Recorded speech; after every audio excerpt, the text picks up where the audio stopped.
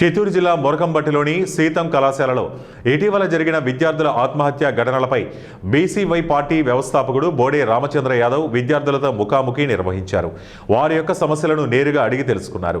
విద్యార్థులకు ఎలాంటి కష్టం వచ్చినా ఆత్మహత్యలు అనేది సమస్య పరిష్కారం కాదని, పిల్లలు అలాంటి నిర్ణయాలు తీసుకునేటప్పుడు మొదట తమ తల్లిదండ్రుల పరిస్థితిని గురించి ఆలోచించాలని, చావే అన్నిటికీ పరిష్కారం కాదని, అలా మీకు పరిష్కారం చేసుకునేటటువంటి సమస్యలు ఏదైనా ఉంటే తాను విద్యార్థుల భవిష్యత్తు కోసం ఒక యాప్ను రిలీజ్ చేస్తున్నానని, ఈ వెబ్సైట్ ద్వారా మీరు కానీ మీ సమస్యను రాష్ట్రంలో ఎక్కడి నుంచి అయినా సరే తెలియజేస్తే 24 గంటల పరిష్కార మార్గం చూపుతానని ఆయన హితం పలికారు. లేదా సిబ్బంది సమస్య లేదా మరొక విషయం అనే దానికంటే కూడా విద్యా విధానంలో ప్రస్తుతమున్న విద్యా విధానం పైన ప్రభుత్వము సమీక్ష చేయాల్సిన అవసరం ఉంది. రాష్ట్రంలో జరుగుతున్న సంఘటనలపైన ఒక ప్రత్యేక కమిషన్ ఏర్పాటు చేసి విద్యార్థుల యొక్క మనోభావాలకు అనుకూలంగా మార్పులు చేర్పులు తీసుకురావాల్సిన అవసరం ఉంది.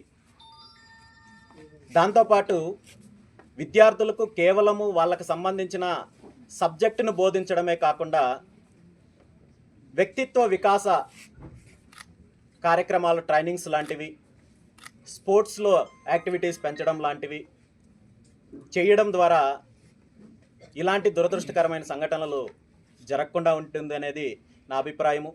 ఎందుకంటే ఎక్కడో ఒక చోట విద్యార్థులు వాళ్ళ వ్యక్తిగత సమస్యతోటో మరో సమస్యతోటో ఆత్మహత్య లాంటి ఘటనలకు పాల్పడినప్పుడు దాన్ని కాలేజీ యాజమాన్యం మీదో లేదా ప్రభుత్వం మీదో నెట్టడం కూడా కరెక్ట్ కాదు.